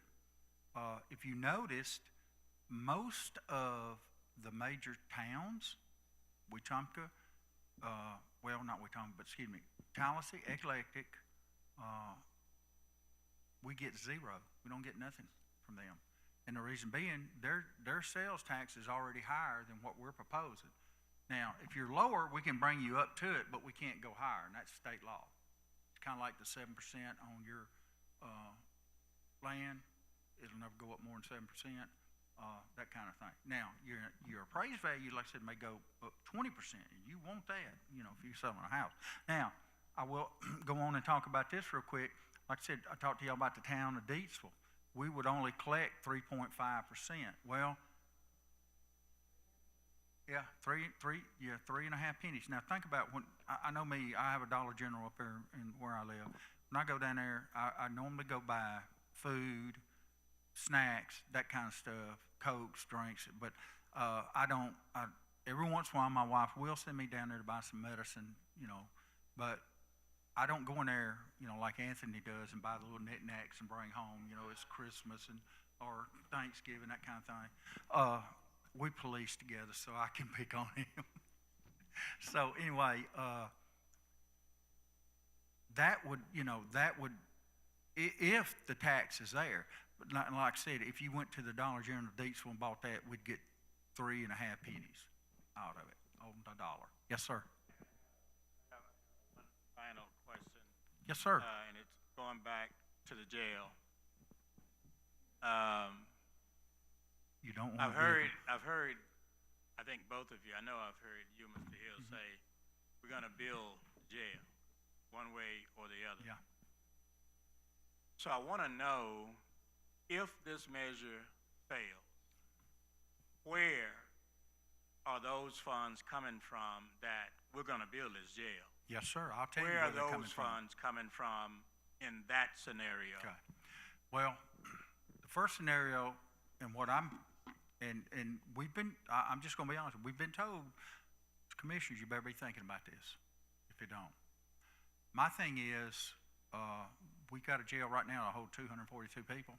I say my position is right now on that is to go in there and look, okay, we got people sitting in the jail working off their traffic tickets. And that's the only thing you can go sit in jail and they pay you 20 or something dollars a day and they work off their traffic tickets. They sit there and we feed them, clothe them, take them to the hospital and everything. My proposal is and this is just what I'm thinking. I don't know if my mind may change in 2 weeks or a month, was to go in and look at every prisoner we have in the county jail. If they're close to getting out, if they're sitting in there working off traffic tickets or fines, if it's not a violent misdemeanor or a sexual misdemeanor where they've hurt people, let them go home.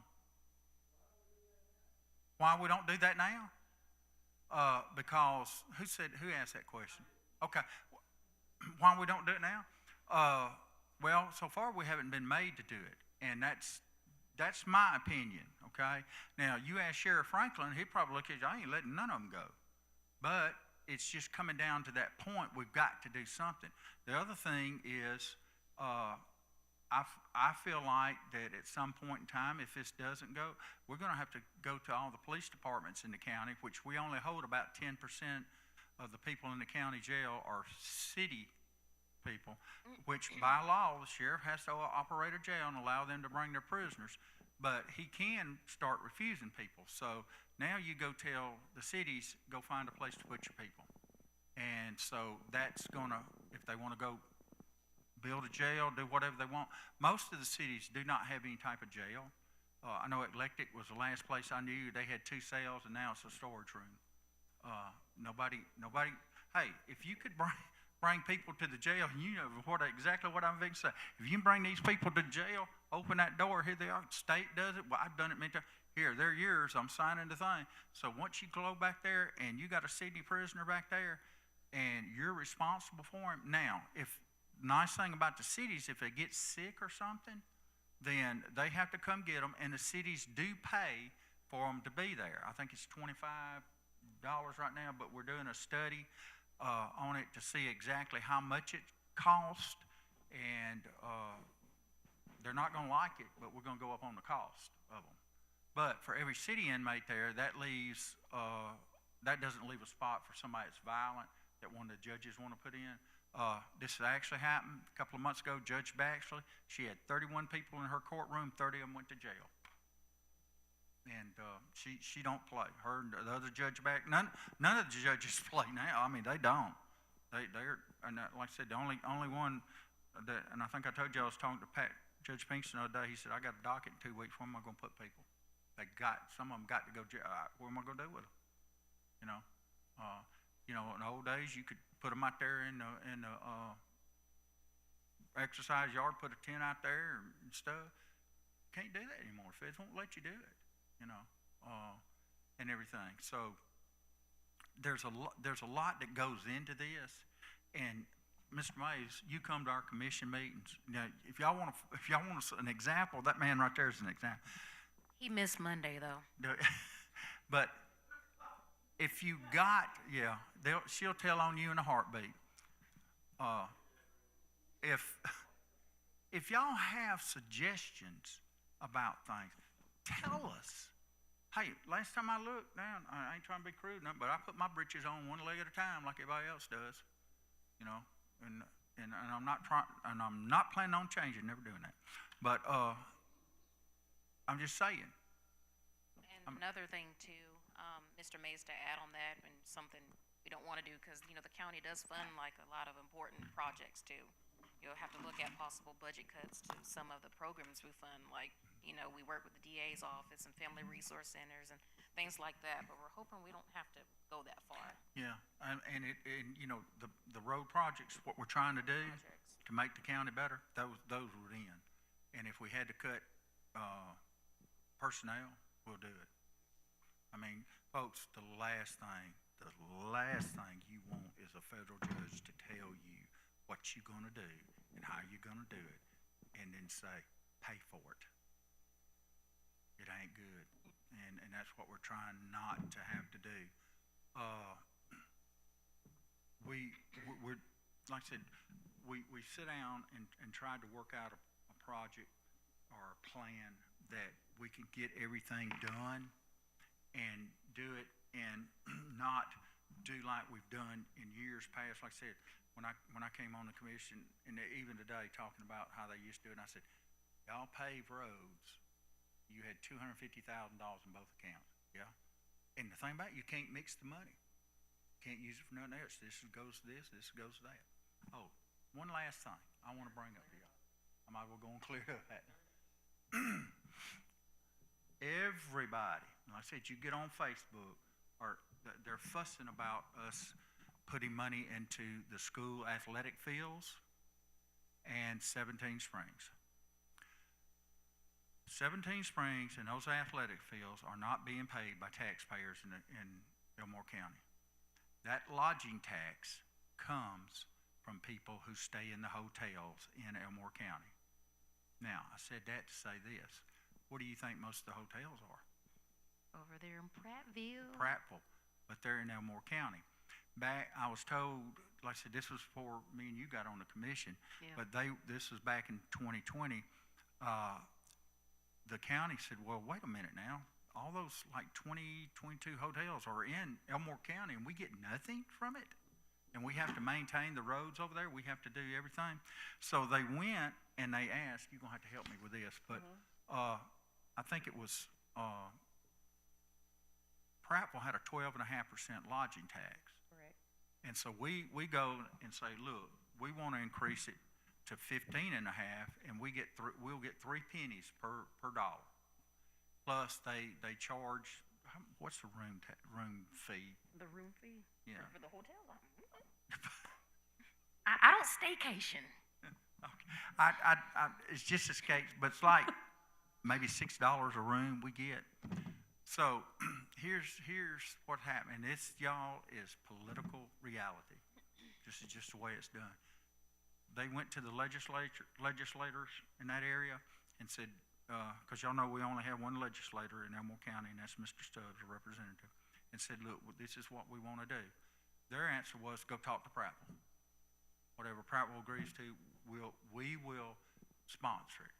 Now, understand where are most of their votes at in Atonga County. Okay, so we go. The commission at that time goes over there and says, look, this is what we want to do. Atonga County says, okay, that's fine, but we want 1/3 of that, and we want to be able to put it in our general fund, use it for anything we want. So they're getting 1/3 of that lodging tax, and it's kind of like, you know, if Brother Arthur said, hey, y'all need to pay me, but I ain't preaching no more. And you just kept paying, and that's what they're doing. They get that money. But that's what we had to do to be able to get the 2.5% that we are, or 2.5 pennies a dollar that we get now.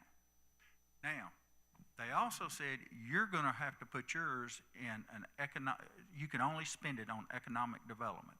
Economic development is things like when we're trying to get people to come here, businesses and stuff.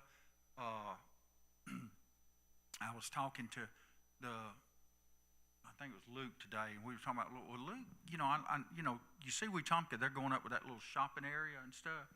I said, could we ever go in with a city like that and help them? He said, yeah, sure, we can. But again, like Wetumpka, if we went in with them, we'd get 0.5 cent from their sales, and then the other cities that in the corporate limit, some of them would get nothing for our investment. Okay, so what we did, we partnered with Millbrook, not Prattville, Millbrook, the YMCA, and yeah, talking about 17 Springs. I'll go through that real quick. And who? Board of Education. That's who I was thinking about. And us, and they built 17 Springs. And what they're doing over there, and what the plan is, and where we got this plan, many of y'all can drive through Wetumpka and on certain nights and see all these boats and trucks and stuff. We have gotten real big since we got the two lakes, on tournaments. And so everything that comes in to these areas, we get a percentage of the sales tax, except for Wetumpka, because their sales tax, their room tax is higher, so we don't get any of it. But the other places we do. And so the idea come about, and now personally I never thought I'd see this, but you start looking around, travel ball, and I'm talking about not just softball, baseball. Now you got football, flag football, volleyball, basketball, pickleball. Well, the idea come up, why don't we build a sports complex and let's go after these big tournaments. We had one over 2 months ago. It was a flag football league out of Florida. They started their season there just south of Tampa, and then they finished in Tampa. Well, they wanted to do something different. They wanted to get out. They come up here and rented 17 Springs. We had 47 teams, people from Elmore County and Montgomery, and then from 14 different states. In 4 days, 12,500 people came through 17 Springs. The economic impact, though, was $2.7 million. That's the money they spent at the hotels, the money they spent eating, the money they spent buying gas, diesel fuel, visiting stores, buying stuff in stores and stuff. Like I said, they've got their own board over there, so it's kind of, they tell us what's going on, but like I said, I'll get to calling because I got folks I know live. Hey man, what's going on at 17 Springs? Like last weekend, they had a kids flag football tournament, and every field they had was packed. Matter of fact, all their baseball fields, softball fields over there are packed and booked until just sometimes in December. I think the Zaxby's ran out of chicken the first time. Oh yeah, the first time they had this anything over it was real big, Zaxby's actually run out of chicken, and so now if we have something big, we have to call Zaxby's and tell them, not just chicken, but hey, they would run out there, and they needed personnel, people. And one good thing about 17 Springs over there, they're building 2 hotels. Y'all also noticed that the Southern Orthopedics putting in a 2-story building over there. I can tell you, Baumhauer's, The Wharf, and several other restaurants are coming there. Matter of fact, Mike's Steakhouse, the big steakhouse down on the beach that everybody likes to go to, they came up there, and they were going to put a place there, and they went down to get some barbecue in the middle of Millbrook. It's a funny story. And they saw this building sitting there, and nobody was using it, and they said, hey, let's look at this building. So they decided to put their building there, but they just renovated it. It's easier to do. Right by Village Green Park. Yeah. So anyway, that's the kind of businesses we're trying to attract and what we want. I think there's 2 lots left that they haven't sold yet over there. So anyway, that's what's coming there. Now, the football fields and stuff. Everybody thinks we just did the football fields. It was the football fields, the baseball fields, the softball fields. Okay? Again, and the folks on Facebook can't understand this. This money has to go towards economic development. Okay? So we went to the schools and said, what can we help you with? What can we do? And they said, can you help us with our athletic fields? Now, when you think about an athletic field, grass field, man, that's what I played on. But I didn't have a problem with it. But when you start looking at maintaining it, just the grass cut and fertilized, and everything, it adds up. Well, with an artificial field, yeah, there's some maintaining on it, but it's near nothing like a grass field. Now,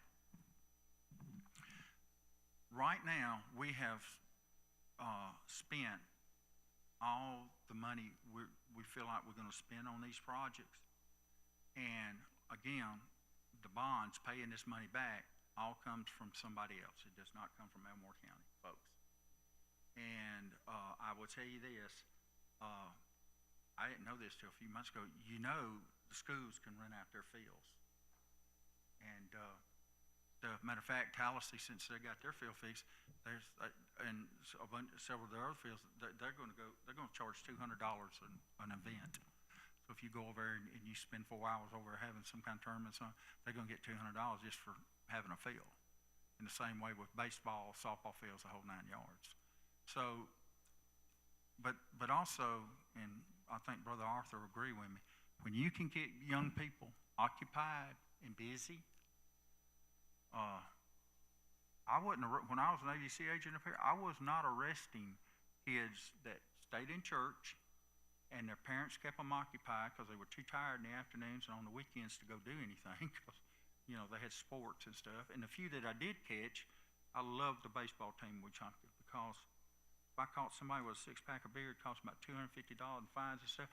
Then they had to go, what's the coach over? He's a bus director now, but was the baseball coach. Had a boy tell me one time, said, I've never puked so much in my life.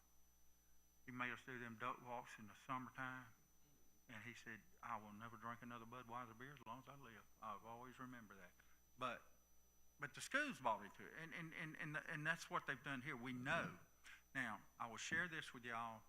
I hope you don't mind I do it. I saw the school superintendent in Lowe's a couple of weeks ago, and we were talking about all this.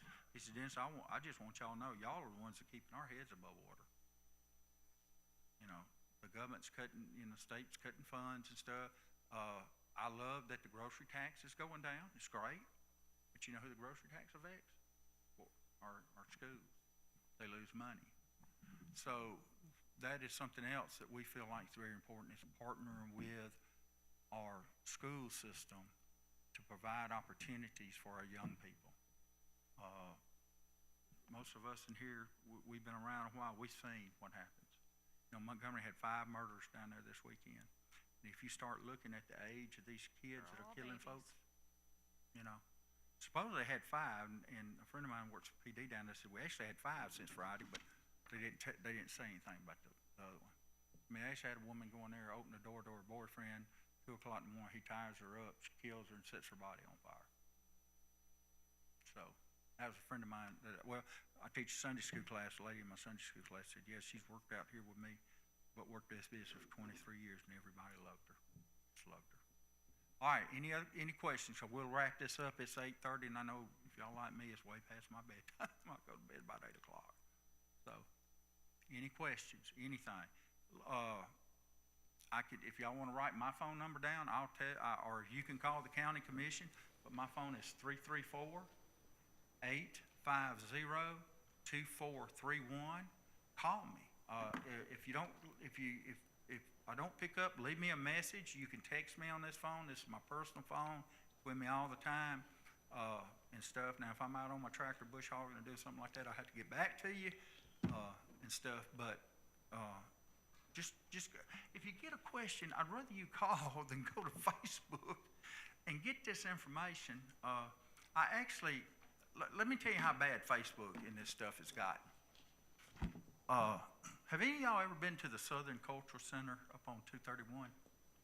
No, don't think anyone in here has. Has. Huh? Right? No, Dennis, no. No, it used to be the League of the South. Well, some of the people that were there that went up and spoke was the opposition. Well, they've been coming to all my meetings, and I'm going, well, turnabout's fair play, man. I'm going to theirs. I go up there, and me and got Brad Davis, and we're sitting there.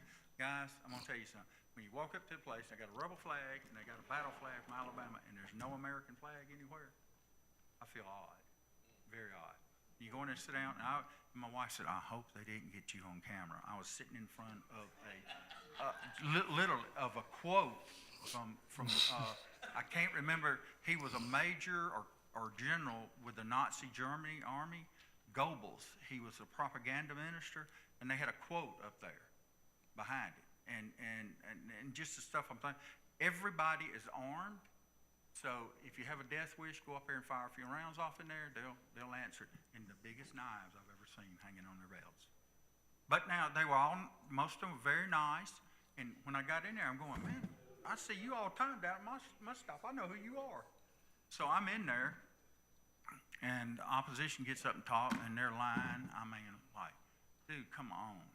And But the thing that bothered me the most, before I left, my wife was on the verge of tears begging me, don't go up there.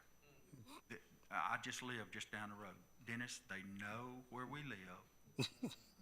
They'll come by and shoot the house up. We just had a new grandson last week.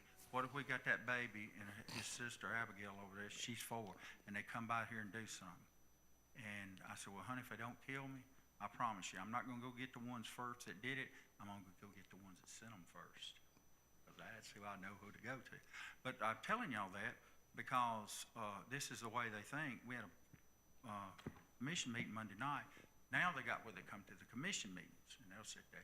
Well, I go back there very nicely, and I tell the guy, I said, hey, man, and his name, what's his, yeah, Scott, what's his last name? Whetstone. And then there's a Woods lady up here in Titus that's real big into this. And I walk back there and I say, look, guys, we got to do something. I said, all of us, we need to make sure that we're responding to people, but we tone down the rhetoric. Because now my wife has started looking at this stuff. It's scaring her to death. Because she's, all that's happened, Charlie Kirk, today in Dallas, 3 police officers in Pennsylvania last week ambushed, deputy sheriff, critical condition, other police officers. I mean, people have gone nuts, I'm telling y'all. But she's scared to death. So I said, hey, let's tone down the rhetoric. And I was good with everything until I said, hey, my wife is scared. Well, Miss Wood speaks up, well, if you'll take screenshots of this and send it to us, we'll talk to people. I looked at this, it's not my responsibility, it's yours. Y'all the ones posting this stuff on here and getting people wound up. Scott laughed, thought it was funny. Worst thing he could have ever done for me. Now, I'm telling y'all, there was a bench between us. Keith will tell you back there, I only raised my voice one time, and that was when I said, no, it's not funny. It's scaring my wife to death. And then furthermore, when we were up there at the Southern Cultural Center, he ambushed me on an audit that was done. I wasn't even in office. And the county commission misappropriated funds. Well, I go back and, first thing I'm doing the next morning, tell me about this audit. Because my name was on it because I had just started on the commission, and the audit was from 2019 to 2021. So anyway, found out what it was, wasn't nothing to it. Keith will tell you about it, he's looked into it. But anyway, and that was one thing I told him. I said, look, man, don't ever ambush me again at a meeting. I was very nice about it. Well, I didn't ambush you. And I said, yeah, you did. No, the auditors of public accounts did. And I said, but you said it, and there's 50 people in there believing that the county commission is misappropriated funds. That's how bad it is. Folks, I'm telling you, this is how bad it's getting. And like she said earlier, Facebook is of the devil. It really is. Yeah, you can find some good information on it, but you better have a big filter. And one thing about it, people get on there, they become the most bravest people I've ever seen in my life. I've been called everything but a child of God, but I know who fights my battles. God does. And so I let him handle it. But that's why I say, y'all, be careful when you hear things. You got my number, call me. You got hers. And let me give you, well, majority of y'all got mine, but it's 334-245-5655.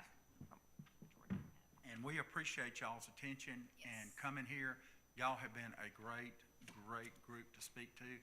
I have talked about it, me and her kind of talked about it, that after this, we may get together every couple of months and just go out and speak to different groups and stuff, just let you know what the county's doing. Be more than happy, Brother Arthur, to come up here. I know some of y'all live in my district, so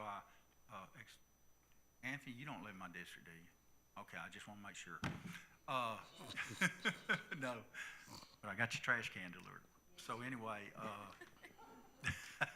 I believe I'm the only one thank y'all in for your coming. district. I appreciate Thank you. it. And if you do have problems and you don't know who your commissioners, call one of us. We'll find out and we work together. Thank you. Thank you guys so much for taking the time to come out to hear. And it means a lot to me that you came. And just if you need more information, call them. All right. Yeah, I didn't.